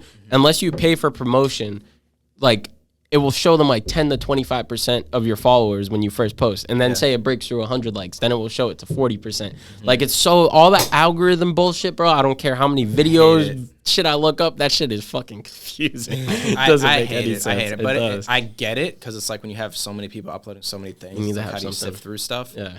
But I don't like it. I think it just makes you want to post more, and there's more bullshit on there, and there's more noise, and now everyone's fighting over the noise. It's like this constant like snowballing effect that I don't. Well, it's just all this unnecessary bullshit, bro. Like, yes, like if you're an appreciator of fashion, it's like cool. Like I want to see what my artists listen to and stuff. But it's like in the 90s, bro, we didn't have to worry about any of this shit. It was like you were on a magazine cover, and then we saw what you wore. It's not like, oh, I gotta post what I wear on Instagram. I gotta post a video of me fucking cooking. Like, Bro, why the fuck do I want to see what little baby cooks? That's one of the things that is like I'm so passionate about in Web3 is you can build in silence because you can make a lot more money off of a few people instead of needing millions of plays to get. You could just do a couple. Yeah, so you can build in silence. You can't do that today. Nah. You can't build in silence. You have to. Everything has to be out in public. Loud, yeah. Everything has to be post, constant. In the 90s, you could build something in silence and then come to a bigger a bigger platform and be like, this is what I've been building, put me onto more people. And they'd be like, if they like it, a person would be like, I like this, or I don't like this, whatever. And I just think it's, you know, it's tough because it's you want to be able to build your thing without all your eyes on you. To be able to build in public is not for everyone. So definitely. We're coming up. I was right. 1 hour and 18 minutes right now. So I got two more questions. And this one I know is going to be a tricky ass one for you. If you guys could pick one outfit that just resembled you as a person and you had to wear it every day, what would that outfit be? Cash thinking about all the different Yeezy gear right now. Which one am I going to pick? Literally. Literally, bro. one outfit that resembled me as a person. That's Like crazy. if somebody What climate am I in? Like, it doesn't matter. It doesn't matter. You can't think about the different climates. Literally, because I know you guys both got a fashion taste. Like, if you had to pick one hoodie to wear, one pair, we'll leave it at that. you know what? Hoodie, I'm gonna go pants. with this one. I'm not even gonna tell you what it is, but it's a really, really soft hoodie. It's really like, That shit looks mad comfy. it looks like, That shit it's looks really mad comfy, but like still looks luxurious. soft. It's so soft. I'll go with this and then some sweats Sweat. because I just be liking to be comfortable. What you got for the kicks? What the kicks gonna be? Oh, If you had to pick one kick, I gonna just stump got you. these and I really like them, but I don't know if I'll wear them every. I'll put these up. you gotta show These are- them for the These camera. are Converses. Show them for the cameras. Yeah, they got the cloud. You like the cloud. They got the cloud fur there. And they're like suede, so they're really cool. But every day, I don't know. I would go with some sort of athletic wear because I like Athletic shoe. being athletic. Yeah, I like being able to run somewhere if I need to. I don't know. What about you? Man. I mean, I feel like anybody who knows me knows I'm gonna be in like some ball shorts, a good sneaker, Yeah. a hoodie, you know what I mean? And a Wegdaw hat. Like my shit, I don't really be changing my clothes. Yeah. You know, It's bro, I just the think colors. changing your clothes is a scam. You posted some shit about that the 100% other a day, and you scam. were like, It's a if you wear capitalism different clothes scam. every day, that's a broke thing. You said some shit I think like that. if you change your clothes every single day, your mentality is broke. And it's because your goal is to look so much like you have different outfits that you're not even worried about enjoying your shit. It's like your focus God. isn't on like moving in a direction to do something. It's like I gotta look like, you know what I mean? It's like if you catch a flight every day of your life, you're not traveling. You're not like, you know what I mean? You're not enjoying it. enjoying anything. Yeah. So literally, bro, I buy now, like I shop, and I'll wear the same pants, and I may change like the shoe, or I may change like the hoodie because like I got some on it. But I'm like, bro, I'm in my vest, I'm in a fucking long sleeve, I'm in these ACG cargos. You know what and I I'm think in- that I'm happened in- too? You know what I mean? You probably did the same thing as me where you bought a fuck ton of clothes. You have a fuck ton of clothes and you end up wearing the same shit all Bro, the fucking it's time. And you're like, ridiculous. damn. I have so many shoes, and I wear maybe 4 pairs of shoes, bro. You know what I mean? Like I have so many. I do the everything. same shit. We're all hypocrites with it because we all do the same shit, but I it's don't have true. enough clothes. It's really true. Every time I go out, I'm like, clothes, bro. oh, I'm an artist. I feel like there is pressure to go out, and I know it's dumb, but I feel like there is pressure to go out and be, if you're an artist, have like a dope fit on every time that someone hasn't seen. God. You know, but That's I just- still wear stuff multiple times. It just is what it is. These pants, I think they're in the music video. I don't even. Bro, that's the thing with Wear those social pants media every and day, shit, bro. Yeah. It's so I wear 'em fucking every day. It just is what it is. We can't all be out here paying for new clothes Exactly. every day. That's ridiculous. That's the thing. That's this whole social media shit, bro. Got everyone's head fucked up because also the people that would sit there and be like, "Oh, you have the same pants on you had in that video." They're the same people that wear the same pants every day. So shut the fuck up. Like, And plus, and you literally. look at the people that have the most Yeah. money, the billionaires or whatever. Even They wear Kanye, that- when look he at was in fucking the Jeff billion, Bezos, they bro. all just be wearing the Look at same Jeff T-shirt and the Bezos. same jeans or whatever every day. Exactly. Look at Dr. Dre. He don't change his. He wears fucking a new pair of white Air Forces every fucking day. Look at which Jay that's Z when he's excessive, not at a banquet or something. He's wearing the same thing every day. He's wearing a T-shirt. He's wearing Puma. Yeah. I think that's another thing. I think a lot of people don't really be like, they'll support their homie's brand or like they'll wear their brand as like just a thing. And it's like, man, I live in these shits, bro. You feel Yeah. me? Like I'm now like starting to wear more like some like kind of young designers that I like fuck with from the city and like from other cities and just like Support the around the locals. world. You know what I mean? 'Cause, like I just like the energy of it. But like, Shout out Led for this hoodie. You guys gave me this hoodie for free last night, and I appreciate it very much. I forgot to say. but yeah, I think shout out y'all. But nah, I think that's my fit, man. Shorts, a good shoe, comfy hoodie, Wegdaw hat, keeping it pushing, bro. You know what I mean? That's the cash fit. That's the cash fit. Shit. Last question. Thoughts on the Massachusetts music scene, and what do you guys think it's missing? Because we got way too much talent that has not been discovered I've yet. been thinking about this for years, and I don't think it's a Massachusetts problem. I just think it's a music industry problem. You know, I don't think there's enough people out here from the industry that have the industry connections and are looking for talent here. I think it's also like a city issue, not like, and I mean like city government type issue where they don't support the arts enough. Yeah. But it's all the industry wants to do is come here with their big artists and take from the people who want to go to the big artist shows, which, you know, is me sometimes too. But I don't think that the industry really has any interest in like coming here to find the talent that actually is here. And they are very comfortable with having us go to LA or go to New York or go to Atlanta or go to Chicago or Miami or whatever to find them. And as long as it's like that, it's gonna be like that. So I don't know. I think a lot of artists think it's like an artist to artist issue. I see a lot of love in the scene, especially recently. I can't speak prior to like 2017, but I see a lot of love. I see a lot of support. I see a lot of dope artists. I see a lot of people working their asses off. I see just creativity. Like, I just don't think that we have the resources to do industry level Work right now. Yeah. Yeah. I mean, we can. It would be the exception. You know. Yeah. It's not the norm. So, you know.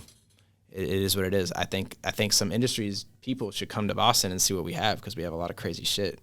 You know, It's just crazy. You look at just Wegdaw alone, and the talent level is absurd. It's a whole cluster of fucking talent, bro. And that's just Wegdaw. We ain't even talking about any of the other groups or individual artists. There's like hundreds, if not thousands, and they're all dope. So I don't know. I don't think it's a Boston thing. I think everyone's trying to point the finger at Boston people, and like everyone's trying to blame someone in Boston. It's not a Boston thing. It's a government thing, and it's a bigger music industry problem. So, my opinion, I don't know. You got anything to say about that? Or you can live this Boston up? music scene? Yeah. Mass. We got to stop saying Boston. That's the other thing. Mass. My fault. Mass. Mass. Yeah, Mass. Trying to break Just- that. Trying to break that. No, it's good. Yeah, I know. No. Me being from Boston, I just say Boston. Nah, Be no. in Boston, but like, you know. No. I mean, I think any change starts with like communication, you know what I mean? And I'm not saying communication in the sense of like, yo, I got a show, or like, yo, I did this song, but like really telling people how you got shit, you know what I mean? And I think that's something that I've really tried to embrace with like, again, other managers, other like A&Rs, like people who work at these companies, like artists. Like, oh, word, you got on this festival? Like, How'd what are you you do making? that? You know, like, who plugged you in? What are you making? Because, like, I would tell people all the time, like, if my team is making, like, X amount per show, and you get the same show, and they give you $200, they're not giving us $200. Yeah. You feel me? Like, they're like niggas who's really doing it, not taking $200. You feel me? And so I think people communicating more, Passing down knowledge. Bro. passing down knowledge, it kind of raises the bar for everybody to be like, Really okay, does. if we're getting X for this and you want a similar opportunity, you know that they got X for this. Mm-hmm. So even if you fall to here with the numbers, you know you probably shouldn't be down here. I agree with that, but that's the whole thing with capitalism is like when there's limited resources, it incentivizes people to not work together, to fight for those resources.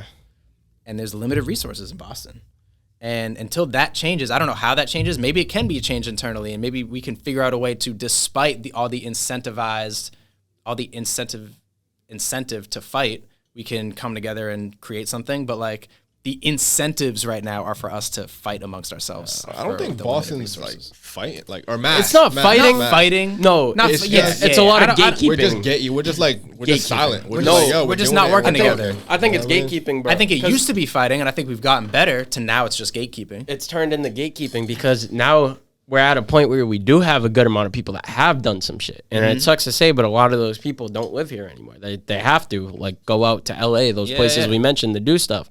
But the sad part about it is these people go here, they're rubbing shoulders with all these industry people, and then you got a whole younger generation that's trying to gain that knowledge, and a lot of them won't give it. Like a lot of people are really selfish with it because back to that thing I was saying, and that's one thing that needs to be beaten the fuck out of Boston, even the industry in general, because it's not just a Boston problem. Is like, bro, if you were to leave here right now and go get 10 million streams, I'm going to be happy for you. A lot of people wouldn't be. A lot of People would people, be jealous. a lot of people would be jealous. A lot of people would be like, why wasn't that me? Like, I've been doing this shit this long. That should be me getting this shit, blah, blah, blah. It's like, no, like, we need to fucking learn how to support each other. And also, it's like, if you go learn how to make $1 million, fucking go pass that knowledge on to everyone else. So then there's another 10 fucking people making $1 million. Like, people be gatekeeping shit. And that's another thing. Like, if you want to learn, bro, watch these fucking podcasts. You literally probably could take 10, 20 things away from learning this fucking podcast. A lot of people don't even want to take the step. Yeah. Like the knowledge more than ever. We got a laptop right here. We got phones in all of our pockets right now. Because the answer got is shit at your the answer fingertips. to what I'm saying and to all of this, to what you're saying as well, is you have to build infrastructure here. So that's why God. people like Cash and the other managers who are in the city and these other people who are doing the jobs behind the scenes, who are That's opening what's gonna make it. venues Yep. and who are connecting artists to venues and all that kind of stuff. Those are the people that are needed the most because there's such limited resources. If we get more of those people, we get more resources. People don't have to be silent and try to get our bag. There'll be more incentive to open up and more like leeway to open up. Oh God. So yeah, I don't know. I don't knock anyone for being silent. I don't think it's the right move, but I understand like you're out here trying to survive. You have your limited knowledge of how the system works, and if you give up your knowledge, you think someone might take your place. I get it.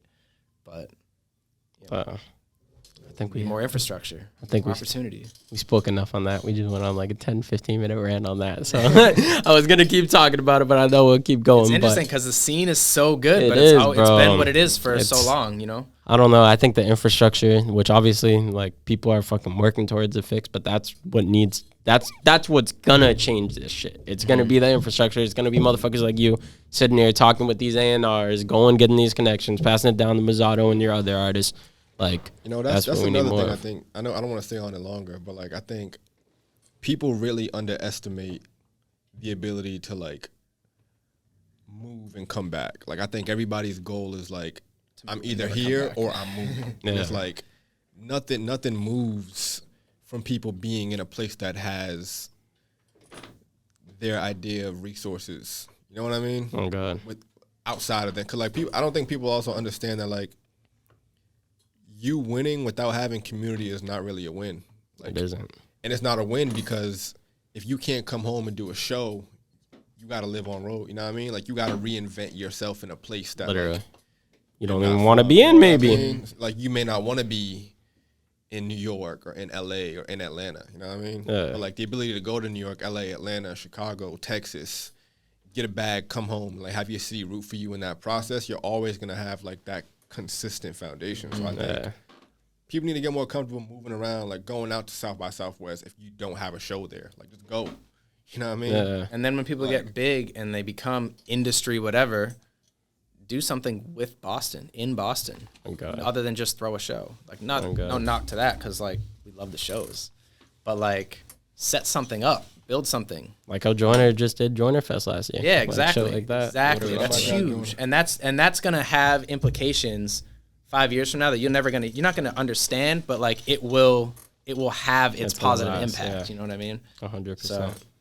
100%. Yeah, but these young guys are gonna win, bro. The teenagers right now, they're gonna win. Nah, they will. They're 100% gonna win because the amount of resources That are being built for them. it's crazy. Like- I look down. I'm like, I just met with a boy that I met him, but I'm not gonna hold y'all. But yeah, man, these You got me curious now. And as much as we hate the internet, that is it's a huge tool, It really and it's is. become such a big thing. Such a Swiss Army knife, bro. yeah, it's become Yeah, such no, a it really you can is. do whatever you want with the internet. As much as we hate on certain parts of it, it's solving all the world's problems. It's addressing all the world's issues that have been standing around. The internet's a good thing. So, you know, the kids that came up with it have always had it their entire lives, know it differently. I'm 20. I'm not going to put it out there. I'm 28. Fuck it. And I didn't grow up with the internet forever. But, like, if you grew up, the kids these days, they turn like 4 years old and they get an iPad. And it's like, that's a good thing. Yeah. I think that's a good thing. It's a spoiled thing, but it's a good thing. Nah, it is.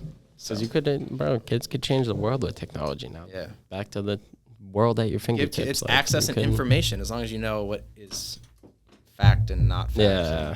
And sort through that, then you're good. It's because you said the internet. Do you want to put the project name out there? Yeah, I'll put the project name out there. It's coming out. It's coming out soon. Anyway, It'll be out like 2 days after this interview. Oh, what the fuck? What the fuck? Oh, so girls run the internet. Oh, that's actually true because I don't know when is the interview going to come out? Probably The Wednesday It's after turnaround this time. Wednesday. Wednesday after this Wednesday. I'll probably send it to you Yeah, guys so it's by gonna come out. Friday. 4 days. Yeah, it's going to come out like It's within a gonna week. come out Okay. soon after. Bro. So Okay. fuck it. It's called Girls Run the Internet. It's coming out November 13th on all platforms. I'm going to be dropping NFTs for each song, a number of NFTs, probably like a handful. I don't know, between 5, 10, or 20 NFTs for each song. And we're going to be dropping another music video. And yeah, man, it's exciting. That's just Exciting what'll be shit. fire. Yo, before we end, what's your favorite song on the project? Oh, yeah. Yeah, if you remember the name. Everyone has a different one. It's very I like the interesting. intro, man. I think. You like the intro? I think the intro I liked That a lot. that was it a very last minute. I added it was that, like, I singy, added that right? last week, The yeah. intro was singy. The intro and the outro. No, it was like extra. It was more singy than the rest of it. Like it was like intro more and the outro slow. are very singy. They don't have beats really. Okay, so maybe it was the Yeah. outro I was thinking of too, but it was very vocal strong. It was a Yeah. lot of singing. It wasn't as fast paced as some of the other songs. It was really slow. I think that was what my favorite is. I like slow shit.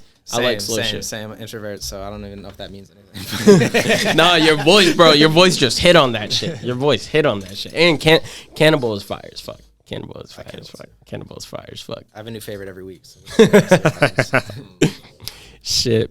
Fucking, actually, no, before I ask what else people could expect from you, one question I forgot to ask. Both of you guys, anybody chasing a creative dream, if they were starting right now, what is a piece of advice you guys would give to them? What's the biggest thing you would tell them to look out for or to apply to themselves early on? go first. I'm gonna hone in. Yeah. I don't know why I just did that noise. Yeah. But I mean, anybody chasing any dream, I think, really, for starters, you need to understand what the process is, and you need to understand the tools that are needed to like build whatever that dream that you're trying to build is. You know what I mean? Yeah. I think a lot of people go into situations like, yo, I'm just gonna dream it into existence, which is beautiful. Manifest all you want, but like the work is the work. You know what I mean? Oh, God. I think if you don't understand that things take time and like not getting a thing doesn't mean you're not moving in the right direction is a very, very like, it's the make or break between someone trying for 7 months and being like, this ain't working, man, I hate this shit, versus trying for 7 years and being like, I'm very close, it's coming, I'm not stopping. Yeah. You know what I mean? Like, there's a difference between like a joiner and like a fucking, the kid we never heard of. Yeah, you know what I mean? Literally, Like, literally. he came from like, even like Trey used to do like guerrilla marketing for him like way back with like Bedlam, shout out Bedlam, and like that whole intermingling, and like now I'm cool with Bedlam. Now he like brings me out to shit. So like I think it's just, the work is the work. The work doesn't change. You still have to put your hours in. The 10,000 hour concept and theory is very, very true. And like if you don't get it in, you just won't. Like, Not gonna it see won't- results. You know what I mean? The history repeats itself, man. Put your work in, connect, understand what is needed, and go with it. Okay. You got anything? I'm gonna say, assuming you know that this is actually what you want your dream to be, assuming you like have accepted, like I would say immerse yourself in the culture, so where you can develop your own opinions, your own tastes, your own styles. You really need to immerse yourself. I learned that when I was playing jazz. Jazz is super complex. If you don't listen to jazz all the time, you don't know, especially improvisation, you don't know what the possibilities are, because it's so complex. It's not something you're just born with and you can be like, oh, jazz, like I know all these crazy licks and motifs, and it's like, no, you have to immerse yourself in the culture and develop your own opinion and vision and taste and all that kind of stuff. So that's what I would do, is just dive in, you know, and then from there you can get the work done. Fire advice from both of you guys. Both spitting facts. Surprisingly, people normally say the same thing, and you guys both just said something completely different than anyone else said on the podcast. So What do people usually say? normally it's just like the same old. Don't give a fuck what anybody thinks. Like Quit, not knocking I'm that telling you because right it's now. all If you ain't serious about it, you should quit. Seriously, just don't waste the time. honestly. Don't waste the time. Seriously, honestly like And I that's think do something else. That's what I mean by like the manifestation. It's like not quitting doesn't mean you're still like, you know what I mean? Know what you need to do. yeah, because you can not quit, but also not be serious and just be stuck in a loop forever. I see that. Yeah, no, 100%, So- That's hell, but, like, 100%, don't- bro. don't- Half-ass Either artists go are all a disease. in or get the fuck out. But you know, Half-ass there's no artists go there's away. No 1 foot in, 1 foot out. Literally, half-ass artists go the fuck away. Unless you have plans that you're actually gonna make a change for yourself. If you're half-assing this shit, you could be the most talented motherfucker in the world. I think I said this.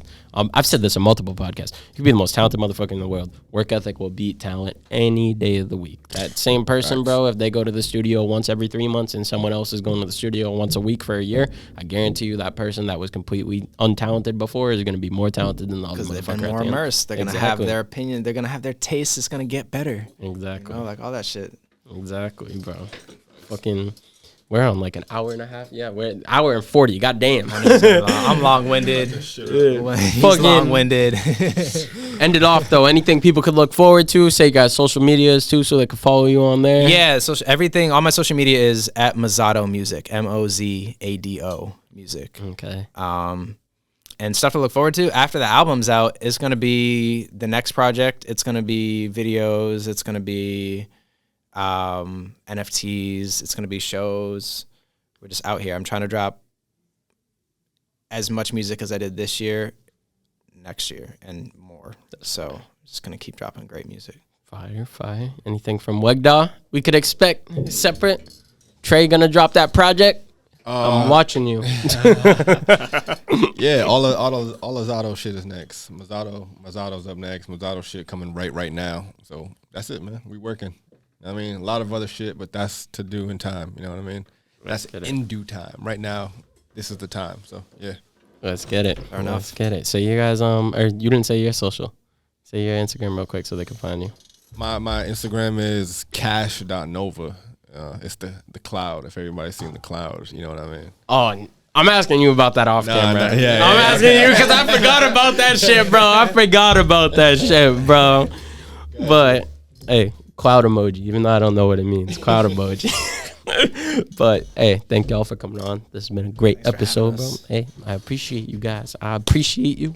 Use that code PERP15 to get 15% off merch if you watch this whole video. Thank you very much. I love you. If you watch this whole hour and 40-minute video, they love you too. True fan.